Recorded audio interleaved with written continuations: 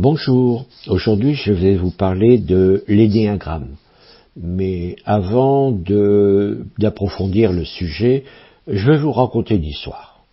Alors, comme beaucoup d'histoires, elle commence par « Il était une fois ». Donc, il était une fois un roi qui avait une passion, c'était l'astrologie. Comment dire, il était fasciné par les étoiles, par ce spectacle de la voûte étoilée. Il savait identifier chaque étoile, il connaissait leur course dans le ciel, suivant les saisons.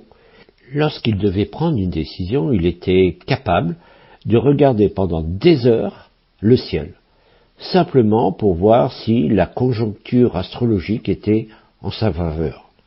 Un jour, dans ce ciel étoilé, il vit que les conjonctures n'étaient pas en sa faveur, et que la malchance viendrait à lui, et que même il risquait sa vie. Pris de panique, il fit construire un bâtiment au mur très épais, de façon à résister à toutes les épreuves. Et même, pour plus de sécurité, il y déploya ses troupes autour de ce bâtiment, jour et nuit, afin que personne ne puisse rentrer. Il s'y réfugia et resta reclus dans ce bâtiment un certain temps. Au bout d'un certain temps, il réalisa qu'il voyait la lumière du jour à travers une ouverture. Tout de suite, il fit le rapprochement qu'une personne pouvait pénétrer dans l'enceinte et tenter de l'assassiner. Aussitôt, il fit murer cet espace. Ainsi, il devint son propre prisonnier et de cela, il trouva la mort. Que signifie cette histoire? Cette histoire d'Attar des Nishapur illustre le fonctionnement de la personnalité humaine, tel que le décrit l'énéagramme. En effet, dès notre enfance, le maître mot est s'adapter à un monde nouveau, un monde que nous percevons à tort ou à raison comme difficile, voire hostile. Pour parer à cela, nous avons mis en œuvre des comportements. Par exemple, un bébé, quand il a faim, il pleure, et on lui donne le biberon, ou pas. Et dans ce cas, il pleure encore plus fort, jusqu'à ce qu'il ait son biberon. Bref, ce comportement est efficace si on lui apporte le biberon. Donc, il aura compris que, à force de pleurer, eh bien, il aura son biberon. Donc, qu'est-ce qu'il va faire? Il va répéter encore et encore cette attitude pour obtenir ce biberon. Et il agira aussi comme cela pour d'autres besoins. Cet automatisme qui s'ensuit lui évite de se poser des questions, de penser ou même d'agir, puisqu'il n'a qu'à pleurer et ça marchera. Ces mécanismes évolueront en grandissant, puisque la parole va apparaître, les attitudes, les comportements aussi, mais d'une façon générale, le principe restera le même.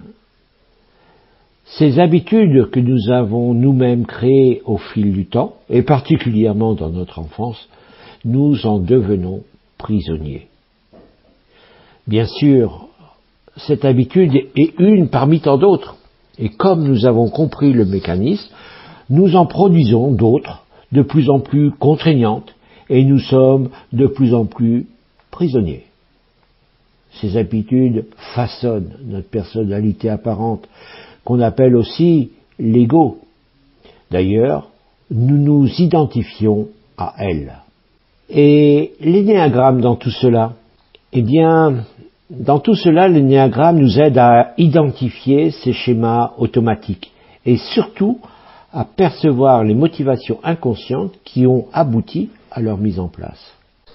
Cela nous permet de nous comprendre au plus profond de soi, pour pouvoir nous accepter tel que l'on est et pouvoir nous faire évoluer. C'est ce qu'on appelle le développement personnel.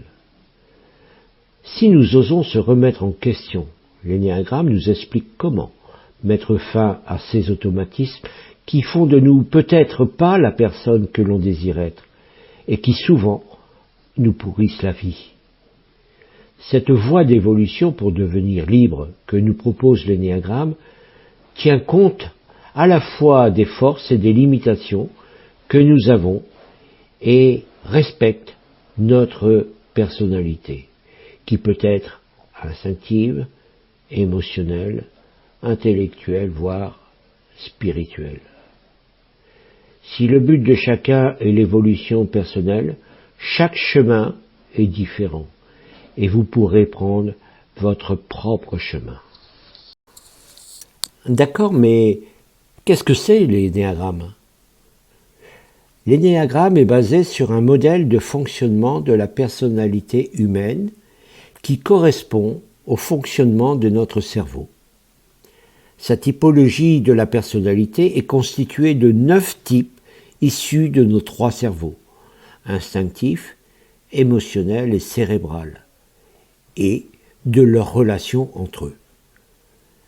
L'énéagramme est résumé par un cercle autour duquel sont positionnés 9 chiffres. Ces chiffres représentent chacun une personnalité dominante qui elle-même peut se décliner en sous-personnalités. Les flèches qui relient ces types indiquent les relations de ces 9 types. La particularité de l'énéagramme, ce n'est pas une typologie de plus qui enfermerait la personne dans un tiroir. L'énéagramme est tout sauf réducteur. Il est ouvert dans le présent et le futur, parce qu'il répond aux 4 caractéristiques suivantes. Il est un outil de découverte de soi, effectivement. Comme il s'agit d'une typologie, vous aurez des caractéristiques de votre personnalité en partant de ces 3 cerveaux. Il est un outil de précision. Suivant votre type, vous aurez une évolution prévisible. Et ça, c'est particulièrement intéressant, dans le cadre, bien sûr, de l'évolution de votre personnalité. Il est aussi un outil d'évolution. Il vous permettra donc, suivant ces prévisions, de mesurer votre évolution ou de votre involution. Il est enfin un outil de communication. Bien se connaître permettra de mieux connaître les autres, donc avoir une meilleure communication et une meilleure relation avec les autres. Mais d'où vient cette approche ? Jusqu'au début des années 1960, l'énéagramme était une connaissance ésotérique, enseignée de bouche à oreille, de maître à élève, ce qui rend son origine imprécise. On sait quand même que l'énéagramme fut enseigné dès le XIVe ou XVe siècle par les soufis, d'où l'histoire que je vous ai contée au début. En effet, dans le soufisme, la transmission se fait par des histoires et des paraboles. L'Occident entend parler de l'énéagramme pour la première fois par Georges Ivanovitch Gurdjieff. Cela se passe au début des années 1920. C'est un personnage qui a été adoré par les uns, décrié par les autres. En tout état de cause, il a, dans sa jeunesse, été au contact des soufis afghans. Mais c'est seulement en 1960 que l'on entend à nouveau parler de l'énéagramme par Ishazo. Il aurait été formé lui aussi par les soufis d'Afghanistan.